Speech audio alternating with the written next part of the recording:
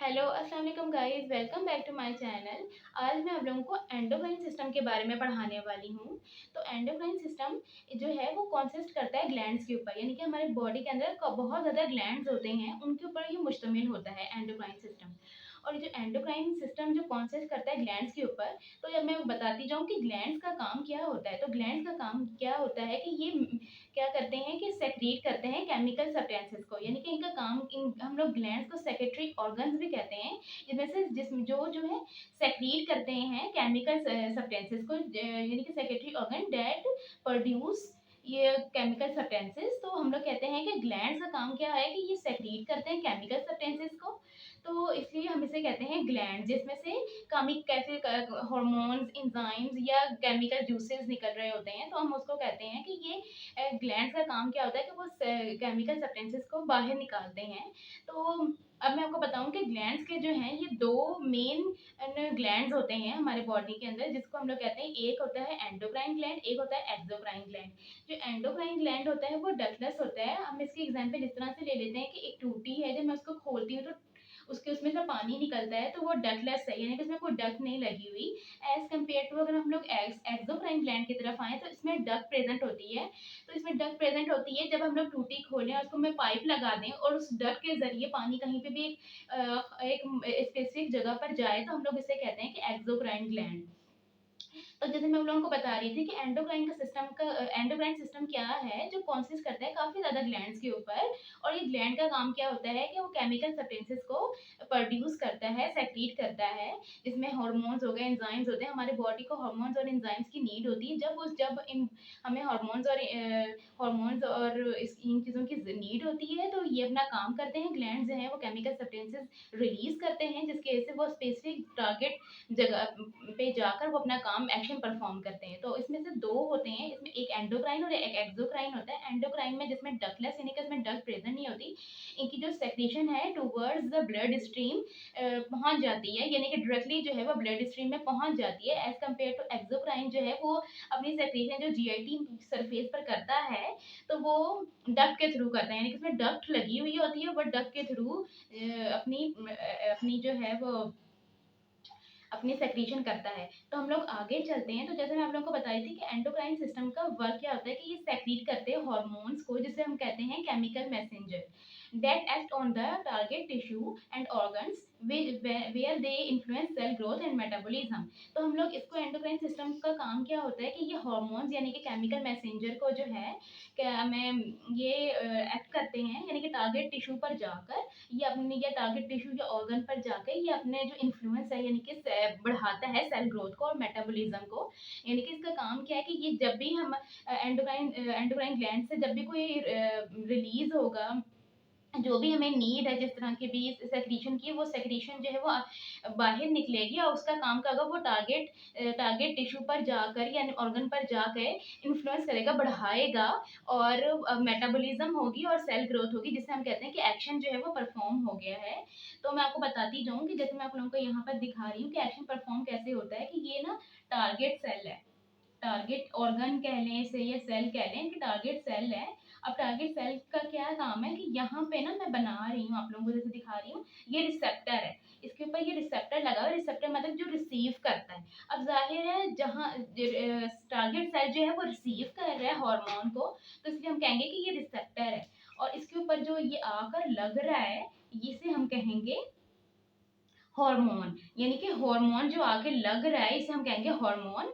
और इसका काम क्या होगा कि ये आकर यहाँ पर आकर ये लगेगा और टारगेट सेल को इन्फ्लुएंस करेगा कि ये मेटाबॉलिज्म हो, और मेटाबॉलिज्म हो या सेल ग्रोथ हो जाए। तो इस पूरे को हम कहेंगे एक्शन जो है वो परफॉर्म हो गया है, एक्शन जो है वो परफॉर्म हो गया है। तो जैसे मैं आप लोगों को बताई थी कि एंडोक्राइन सिस्टम के बारे में, कि एंडोक्राइन सिस्टम जो है वो ग्लैंड्स के ऊपर मुश्तमिल होते हैं, और हमारी बॉडी में बहुत ज़्यादा ग्लैंड्स होते हैं जो सेक्रीशन करते हैं, ताकि वो हम हार्मोन्स और एंजाइम्स हमें हमें प्रोवाइड करें, जिससे हमारी जो है वो कंडीशन जो है स्टेबल हो जाए। और वो कंडीशन स्टेबल होने के लिए ग्लैंड्स होते हैं। ग्लैंड्स जो हैं वो केमिकल सब्सटेंसेस, यानी कि हार्मोन्स, एंजाइम्स या केमिकल जूसेस जो है वो सेक्रीट करते हैं। इसमें दो तरह के होते हैं, एंडोक्राइन और एक्सोक्राइन। एंडोक्राइन जो डक्टलेस होते हैं, यानी कि जो ये जो है वो डायरेक्टली ब्लड स्ट्रीम में पहुँच जाते हैं और एक्सोक्राइन जो है वो जीआईटी सरफेस या कहीं भी रेस्पिरेटरी पर जाने के लिए इनको डक्ट की ज़रूरत होती है। डक्ट यानी कि कोई भी एक ऐसी एक चीज़ जिसमें से ये गुज़र सके। तो अब मैं आपको उसके बाद मैं आपको बता रही थी कि जो एंडोक्राइन ग्लैंड है ये सेक्रेट करते हैं हार्मोन्स को, जिसे हम लोग केमिकल मैसेंजर भी करते हैं कहते हैं। तो ये एक्ट करते हैं टारगेट टिश्यू पर जाके या सेल पर जाके या ऑर्गन्स पे जाके, हम लोग कह सकते हैं कि where they influence cell growth या मेटाबॉलिज्म करवाने के लिए या सेल्स ग्रोथ करवाने के लिए तो ये अमल करते हैं। तो ये जो है टारगेट सेल है, टारगेट सेल का काम क्या होता है कि इसमें रिसेप्टर प्रेजेंट होते हैं। रिसेप्टर यानी कि जो रिसीव करते हैं और हार्मोन जो आ रहे होते हैं, यानी कि वो जो है इससे आके अटैच हो जाते हैं और एक्शन जो है वो परफॉर्म हो जाता है। तो हार्मोन्स का क्या होता है कि in response to specific stimuli, ये स्पेस ऐसा नहीं है कि ये हार्मोन्स आए और कहीं पे भी आके अटैच हो गए, नहीं ऐसा बिल्कुल भी नहीं होता। जैसे हमने की और मॉडल और की लॉक हम लोगों ने एक पढ़ा भी था, उसमें कि एक स्पेशल मॉडल के लिए एक स्पेशल की होती है।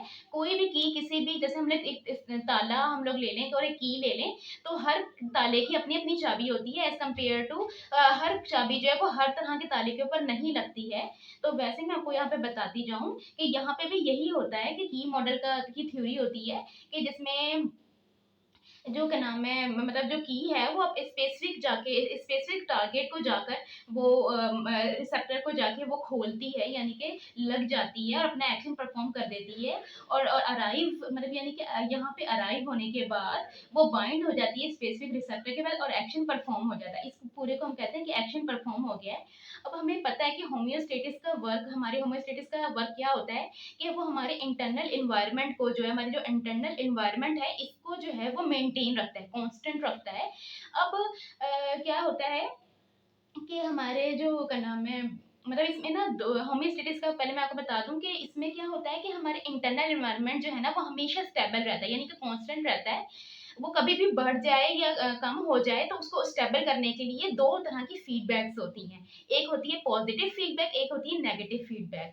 नेगेटिव फीडबैक पहले सबसे पहले मैं आपको पॉजिटिव फीडबैक के बारे में बता दी जाऊँ। इसमें क्या होता है कि ये एम्प्लीफिकेशन कर देती है स्टिमुलस की, यानी कि एम्पलीफाई कर देती है स्टिमुलस को, जो इंक्रीज कर देती है हार्मोन्स को। यानी कि इसका काम क्या होता है कि ये पॉजिटिव इफेक्ट डालती है, यानी कि अगर हार्मोन बहुत ज़्यादा निकल रहा है तो ये क्या काम करेगी कि ये अपोजिट इफेक्ट डालने के बजाय ये सेम इफेक्ट डालती है, यानी कि सेम इफेक्ट ऐसे डालती है कि ये उसको और इंक्रीज होने देगी, उसको पॉजिटिव इफेक्ट यानी कि इसमें पॉजिटिव वर्क करेगी और पॉजिटिव वर्क ये करेगी कि उसको और इंक्रीज करेगी, इसको और इंक्रीज करेगी। हम लोग इसकी एग्जाम्पल इस तरह से ले लेते हैं कि जब लेबर में डिलीवरी हो रही होती है, जब डिलीवरी हो रही होती है तो डिलीवरी में क्या होता है कि ऑक्सीटोसिन एक हार्मोन होता है जिसकी ना जो प्रोड्यूस होता है, जो प्रोड्यूस इसलिए होता है ताकि जो यूट्राइन है वो उसकी इनलार्जमेंट हो और जो बेबी है ना वो इजीली डिलीवर हो जाए। तो उस फीडबैक को हम लोग कहते हैं पॉजिटिव फीडबैक, यानी कि सेम मैकेनिज्म कि वो ऑक्सीटोसिन की रिलीज को ना बढ़ा रही थी और बढ़ाते बढ़ाते वो इसने इतनी बढ़ाई कि बेबी जो है वो प्रोड्यूस हो गया। लेकिन उसको उस रिलीज को रोकने के लिए उस रिलीज को रोकने के लिए हम लोग नेगेटिव फीडबैक का इस्तेमाल करते हैं और नेगेटिव फीडबैक का काम ये होता है कि अपोजिट इफेक्ट डालती है। जैसे पॉजिटिव फीडबैक सेम इफेक्ट डालती थी, वैसे नेगेटिव फीडबैक जो है वो पॉजिटिव इफेक्ट डालती है। अपोजिट इफेक्ट ऐसे डालती है कि ये उस कम करती है, अल्टर करती है, इनहेबिट करती है और एक्शन परफॉर्म करती है और स्टिमुलस को जाके रोक देती है। और इस ये कंसर्न करती है होम्योस्टेटिस से। ये हमारे बॉडी का होम्योस्टेटिस होता है। होम्योस्टेटिस का यही मतलब होता है कि हमारा बॉडी जो है वो हमेशा हमेशा स्टेबल रहे, कांस्टेंट रहे। और कांस्टेंट रहने के लिए दो तरह की फीडबैक होती हैं, पॉजिटिव फीडबैक, नेगेटिव फीडबैक।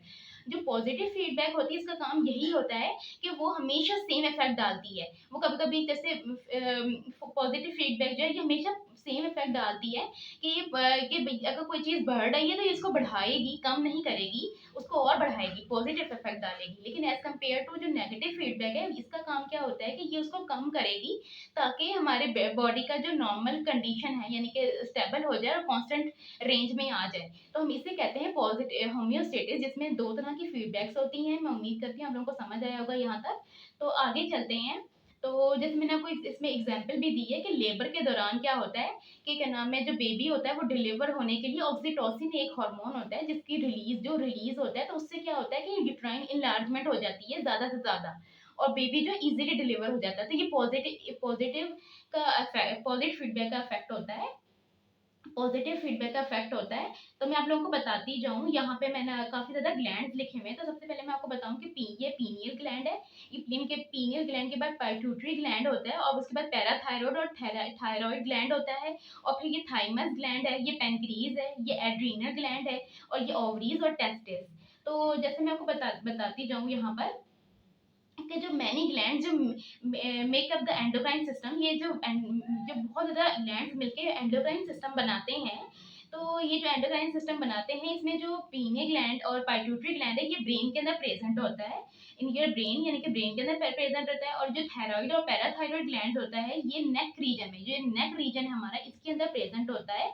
और जो पाइट्यूटरी ग्लैंड की मैं आपको बताती जाऊँ कि इसको हम लोग मास्टर ग्लैंड भी कहते हैं। इसको हम मास्टर ग्लैंड इसलिए कहते हैं क्योंकि ये दूसरे ग्लैंड्स को भी कंट्रोल करता है, कंट्रोल करने की सलाहियत रखता है, इसलिए हम लोग इसे मास्टर ग्लैंड भी कहते हैं। पाइट्यूटरी ग्लैंड को हम लोग मास्टर ग्लैंड भी कहते हैं। तो पैराथायरॉइड और थायरॉइड ग्लैंड जैसे मैंने आपको बताया नेक रीजन में होते हैं। नेक रीजन के बाद जो एक जगह होती है नीचे मीडियस्टिनम जहाँ पे हार्ट भी प्रेजेंट होता है, वहां पर जो है ये थाइमस ग्लैंड प्रेजेंट होता है। थाइमस ग्लैंड इसे हम लोग यहाँ पे प्रेजेंट रहता है। स्टमक के जो यहाँ पर साइड पर पेनक्रीज होता है, इसलिए पेनक्रीज ग्लैंड है। और पैनक्रियाज ग्लैंड के बाद ये लोग एड्रीनल एड्रीनल ग्लैंड जो किडनी के ऊपर प्रेजेंट होता है, किडनी के ऊपर जो प्रेजेंट होता है उसे हम लोग एड्रीनल ग्लैंड कहते हैं। ओवरीज इन फीमेल और टेस्टिस इन मेल।